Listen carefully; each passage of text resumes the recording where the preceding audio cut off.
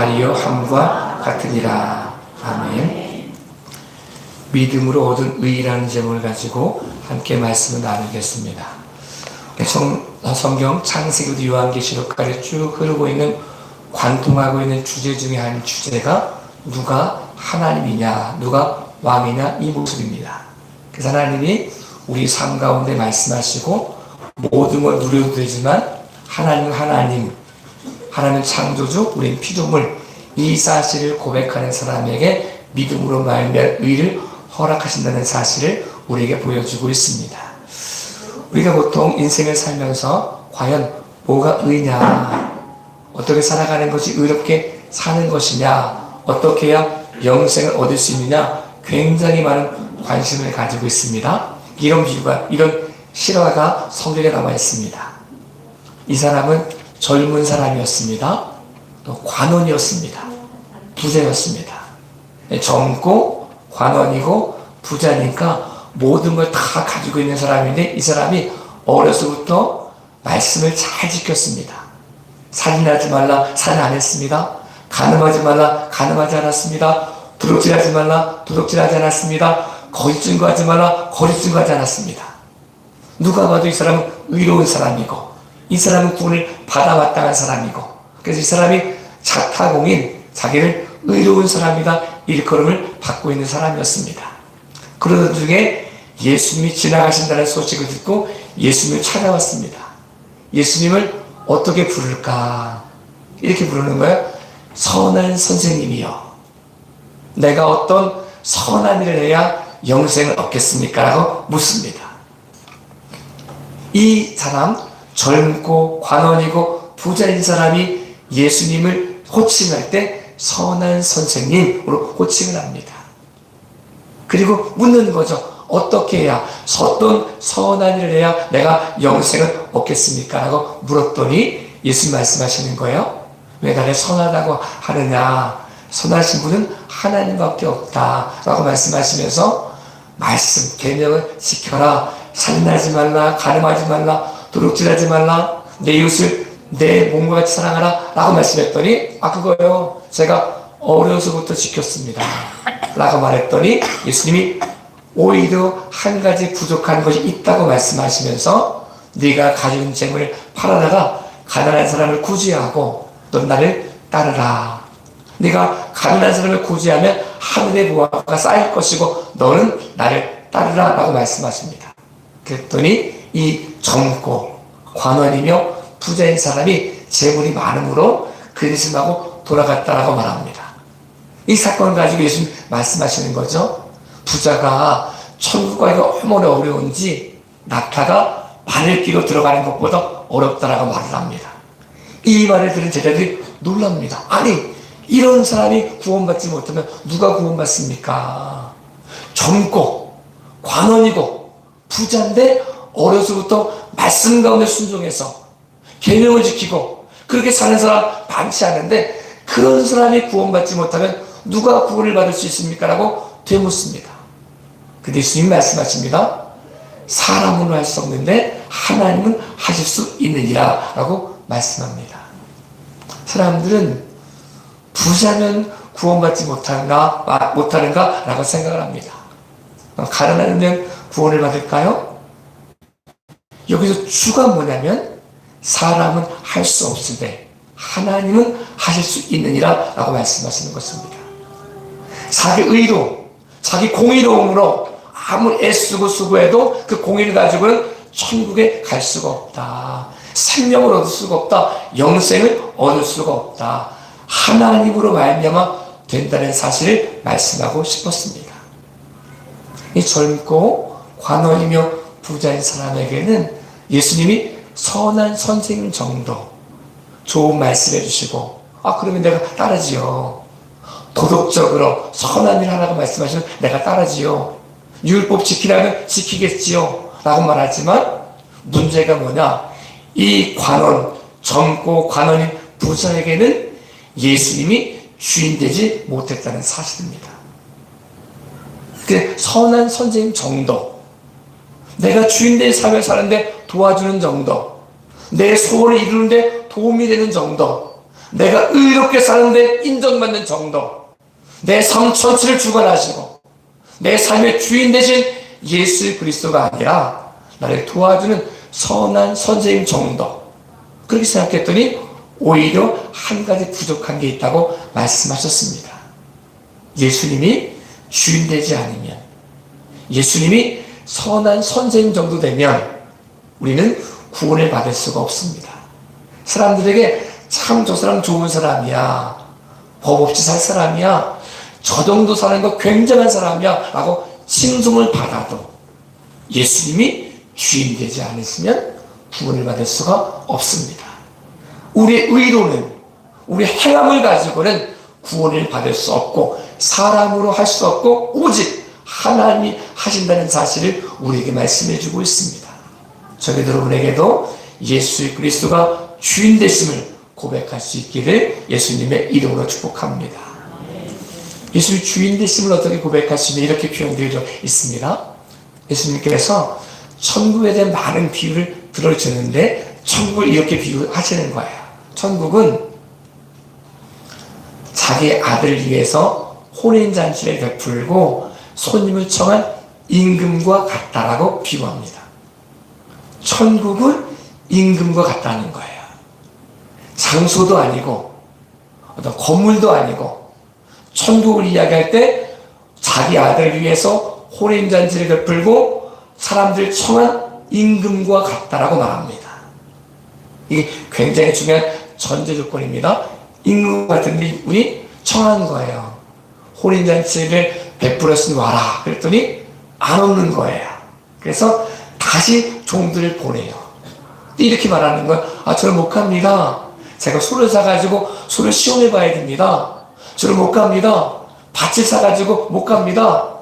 또 그거로 끝나지 않고 다른 사람들은 종들을 잡아 죽여버렸습니다.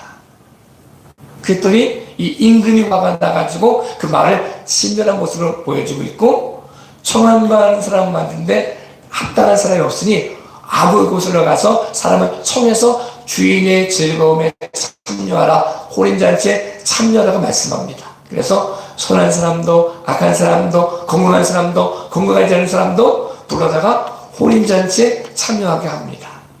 그런데 다 주인이 일일이 보다가 한 사람이 예복을 입지 않은 것을 보고 묻죠. 너는 왜 예복을 입지 않고 왔느냐라고 말했더니 이 사람이 누구 무언이다. 그래가지고 이를 쫓아냅니다. 이 모습이 나옵니다. 우리 이해하기 참 어렵잖아요. 근데 천국을 이야기할 때 임금과 같다라고 말합니다. 천국은 장소적인 개념이 아니라 건물적인 개념이 아니라 누가 천국 백성이 될 수 있느냐라고 물으면 임금을 임금으로 고백하는 사람, 예수를 주인으로 고백하는 사람, 하나님이 창조주임을 고백하는 사람, 이 사람이 천국을 누릴 수 있다는 사실을 우리에게 말씀해 주고 있습니다. 우리에게 이렇게 말씀하시잖아요. 너희는 먼저 그의 나라와 그의 의를 구해라 라고 말씀합니다. 그의 나라를 구한다는 사실이 뭡니까? 그의 의를 구한다는 사실이 무엇입니까? 하나님이 통치자, 그분의 통치를 인정하는 것, 내 의가 아닌 예수 그리스도의 의를 받아들이는 것, 이 사람이 구원받은 사람이라는 사실을 우리에게 말씀해 주고 있습니다. 첫사람 아담과 하와에게도 제일 큰 주제, 선악과 먹지 마, 이 주제입니다. 이 주제가 오늘날도 마찬가지입니다. 다른 말로 하면 하나님이 창조주야. 네가 네 인생의 주인이 아니야. 하나님이 진짜 주인이야. 이 사실을 믿는 사람에게 구원 역사가 나타난다는 사실을 우리에게 말씀해 주고 있습니다. 우리 예수님을 선한 선생님 정도, 나에게 좋은 말 말씀하시는 분 정도, 나를 도와주는 정도, 내 문제가 있을 때 도와주는 정도가 아니라 내 인생의 창조주, 내 인생의 주인, 내 모든 일을 용서하신 그리스도를 고백할 수 있는 믿음의 귀한 시간 되어질 수 있기를 예수님의 이름으로 축복합니다.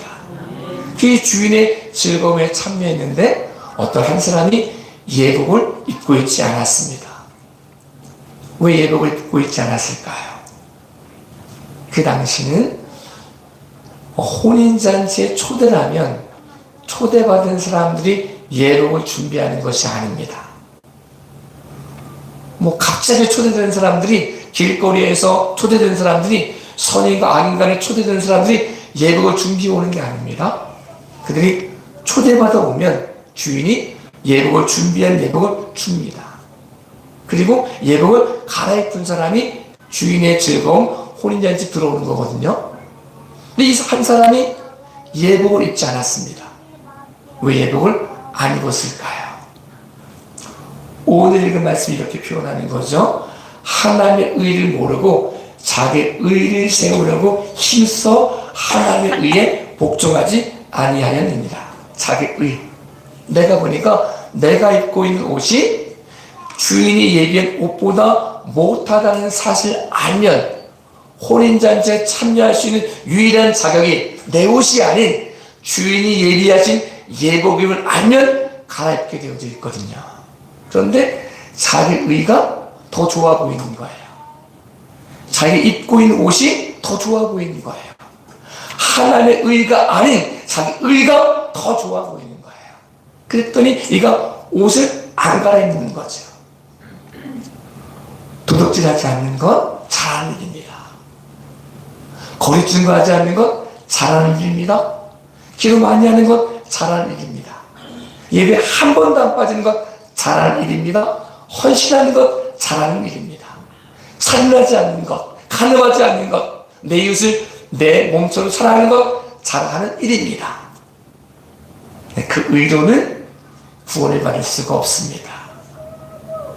잘하는 것임에도 불구하고 하나님의 의 앞에 내 의를 내려놓지 않으면, 그분이 주인 되심을 고백하지 않으면, 그분이 창조주이심을 인정하지 않으면 내 의로는 구원받을 수 없다는 사실을 우리에게 말씀해 주고 있습니다. 젊은 관원에게, 부자인 관원에게, 개념을 지켰다고 자랑스럽게 얘기하고 있는 이 관원에게 오히려 한 가지 부족한 것이 있다고 말씀하시는 것입니다. 오히려 한 가지 부족한 것. 예수님이 선한 선생님 정도가 아니라 주인 되지 않으면, 그리스도가 되지 않으면, 하나님이 창조주임을 고백하지 않고는 아무것도 아니라는 사실을 우리에게 말씀해 주고 있습니다. 우리 예배를 읽은 이 시간에 우리의 의가 아닌 하나님의 의를 믿음으로 받아들일 수 있기를 예수님의 이름으로 축복합니다. 내가 준비하지 못했지만, 내가 입고 있는 의로는 준비되지 못했지만, 내가 준비되지 못한 예복이었지만 예복을 준비하신 그 은혜를 받아들이는 거죠. 그분의 주인이심을 인정하는 거죠. 마음으로 믿음으로 그 사실을 받아들였더니, 예복을 받아들였더니, 그 의를 받아들였더니, 예수님을 주로 고백했더니 예수 그리스도의 의가 우리의 모든 죄를 용서하시고 사심으로 자녀된 권세를 주신다는 사실을 약속해 주고 있습니다. 이 사실을 이렇게 보여줍니다. 우시야 왕이 죽던 해에 이사야가 환상을 봅니다. 이사야가 환상을 보기 전에 그는 자기가 괜찮은 사람인 줄 알았습니다. 이만하면 괜찮지. 저렇게 백성들이 망할 날을 향해 저렇게 걸어가고 있는데 나는 그래도 믿음으로 사는 사람이지, 정결하게 사는 사람이지라고 그렇게 생각했는데, 어둠 속에 있으면 자기 얼굴에 뭐가 묻었는지 안 보이는 것처럼 어둠 속에 있어서 괜찮은지 알았는데 환상을 봤습니다. 주의 보좌를 보았습니다. 그 보좌 앞에 스랍 천사들이 날개 치며 소리쳐 찬양하는 소리를 들었습니다. 6개의 날개가 있으면 2개는 얼굴을 가리고 2 날개는 발을 가리고 2 날개를 나르면서 하나님을 찬양하는 소리를 들었습니다. 그 앞에 나갔더니 자기 죄가 보여지기 시작했습니다. 그 전에는 괜찮은 사람인 줄 알았는데 그분이 영광 앞에 서고 보니까 난 화로다 나여 망하게 되었도다. 만군의 여호와를 보면서 내가 부정한 가운데 있도다라고 탄식하기 시작했습니다. 자기 의로는 아무리 열심히 살았어도 그분의 거룩함 앞에 나아갈 수 없다는 사실을 고백하게 되었습니다. 화로다 나여 망하게 되었도다 라고 탄식하고 있을 때 스라파나가 재단에 펴있는 수탄을 가져다가 입에 댑니다. 네 악이 제하여졌다. 네 죄가 사라졌다 라고 말씀하시는 거예요. 그때 이스라엘가 아닙니다 이렇게 말하는 게 아니라, 내 의를 주장하는 것이 아니라, 내 행함을 주장하는 것이 아니라 이 사실을 받아들이는 거죠. 내가 죄인임에도 불구하고, 내게 악이 있음에도 불구하고 은혜 가운데 나를 위하여 재단에 쓴 핏을 가져다가 핀 숯을 가져다가 내 입술을 대시면서 네 악이 제하여졌다, 네 죄가 사하여졌다, 이 사실을 믿는 거죠. 믿으면 이 의가 내 의가 된다는 사실을 말씀해 주고 있습니다. 예수 그리스도의 의가 이런 것입니다.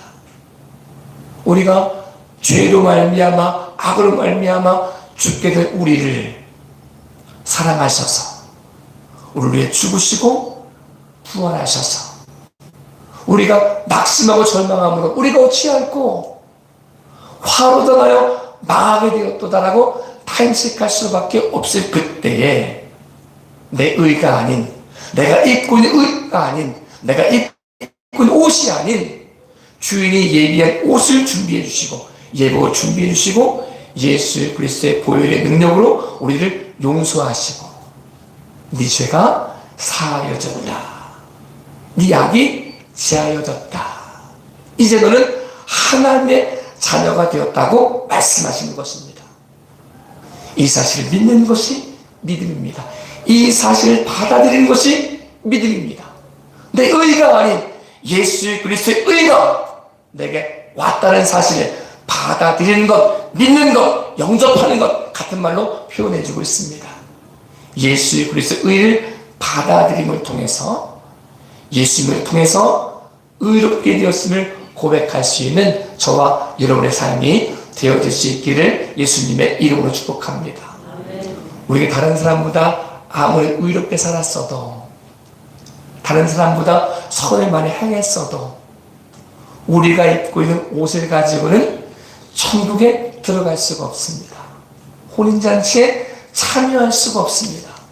제가 남보다 선을 행했어도, 남보다 이것 잘하고 저것 잘했어도, 악을 행하지 않았어도 우리 예복을 가지고는 주일의 잔치에, 혼인잔치에 참여할 수가 없습니다.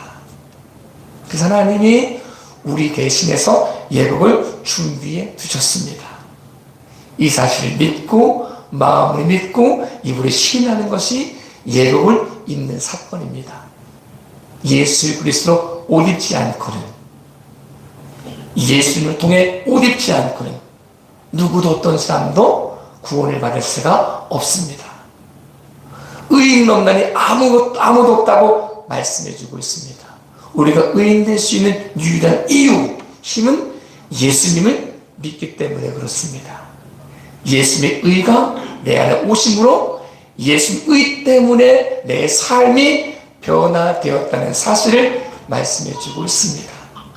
저기 여러분에게도 우리 예배를 드릴 우리 속에 우리의 의를 주장하는 삶이 아닌 하나님의 의, 예수 그리스도의 의를 받아들일 수 있는, 믿을 수 있는 저와 여러분의 삶이 되어질 수 있기를 예수님의 이름으로 축복합니다.